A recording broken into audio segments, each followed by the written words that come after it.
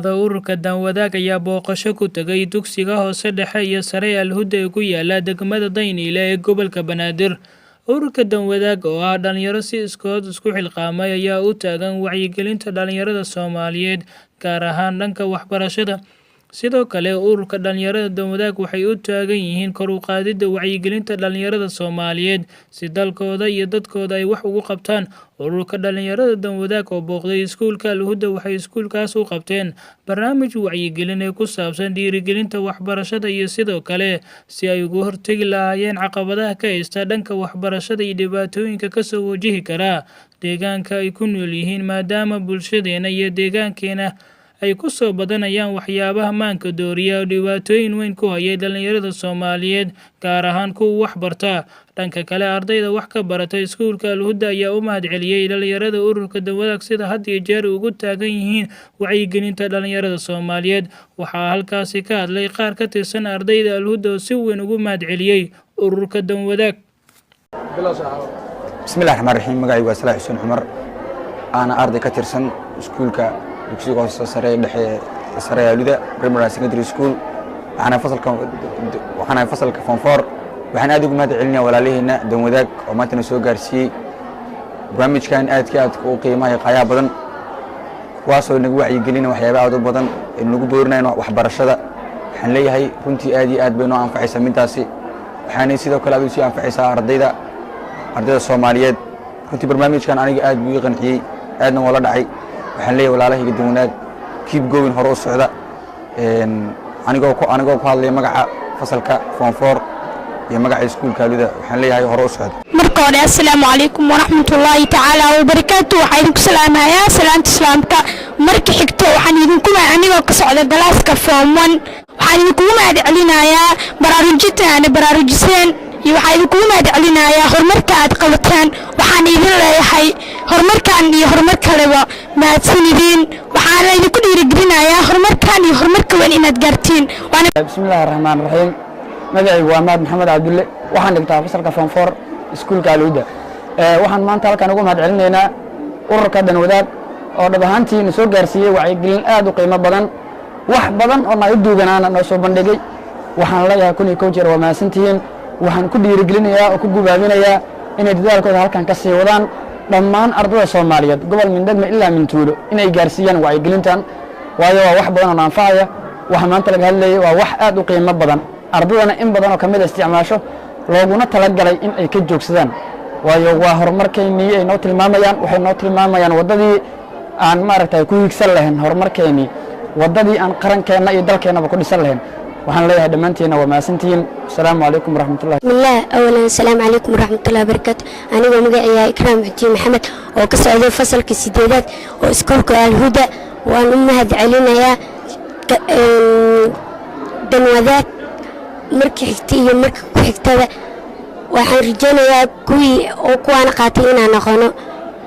aniguna waxaan ku darsanayaa dhalinyarada hadda soo baxayso inay sida hadda u waanisan si ku duwan inuu أولا السلام عليكم ورحمة الله تعالى وبركاته. magacii waa Farax Cabdi Xalaad fasalka form 1 gaar ahaan iskuulka Al-Huda. waxaan mahad balaaran ugu celinayaa ururka Danwadaag. dhalinyarta waxaan ka waaninayaa inta iska dhaafaan maandooriyada iyo wax la mid ah. dhanka kale waxaa halkaasi ka hadlay maamulka xigeenka dugsiga hoose dhexe iyo sare Al-Huda Ustaad Mustafa Cabdullaahi Sheekh Xasan oo mahadceliyay ururka Danwadaag isla markaana waxa uu ku dhiirigeliyay inay sii laba jibaaraan dadaalkooda. Bismillahirrahmanirrahiim.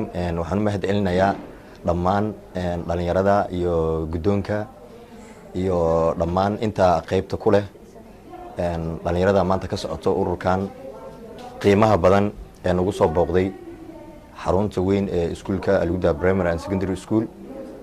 ururkan oo ururka lagu magacaabo Danwadaag ahna urur u taagan kobcinta iyo tayeenta waxbarashada iyo wacyigelinta ardayda Soomaaliyeed.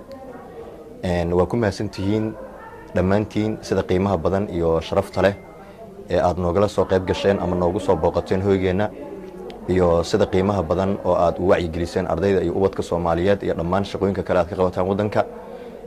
waxaana idinkula sii dardaarmi lahay inaad macnaha dadaalkiina sii wadaan oo asii laba jibaartaan. runtii shaqada ay haysaan waa shaqo aad u weyn muhiimna u ah wadanka. wacyiga iyo barnaamijyaadka aa wadaanna waxaan u malaynayaa inay yihiin barnaamijyo aad macnaha qiimo u leh macnaha ardaydu inay hore u sugaayeen in sidaan oo kale macnaha barnaamijkan iyo macnaha wacyigelintan ay macnaha mar-uun arki doonaan dhalinyaro iyo bulsho Soomaaliyeed oo sidaan macnaha u wacyigeliyo kana reebo haddii ay jiraan waxyaabaha xun sababta waxay tahay dhawaanahan dambe iyo kolkii ugu dambeeyay waddanka waxaa aad ugu badanayay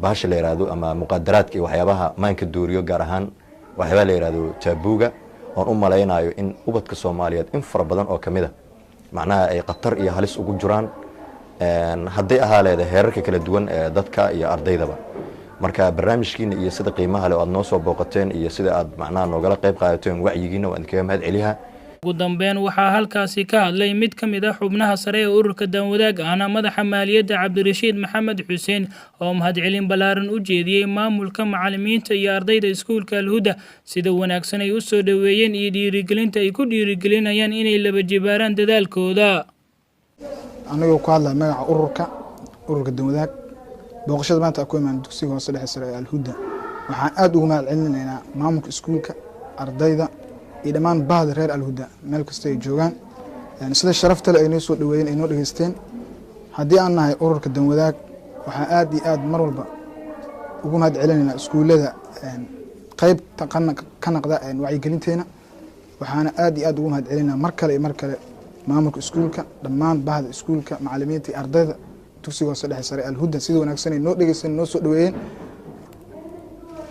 bogaadintina ugu sameeyeen wacyigelinta aan sameynay marka anigu ku hadla magaca ururka si guud waxaan mar kale iyo saddexaad u mahadcelinaynaa dugsiga hoose dhexe sare Al-Huda sida wanaagsan inoo dhageysteen waxaan leeyahay wanaagiina iyo dhageysigiina aad ugu mahadsantihiin waan rajayn doonaa inaan mar kale idin soo booqano kulmadiina dhalinyarada ururka danwadaag waxay had iyo jeer u taagan yihiin horumarinta dalkooda iyo dadkooda danwadaag waa danta dhalinyarada danwadaag waa danta dalka iyo dadka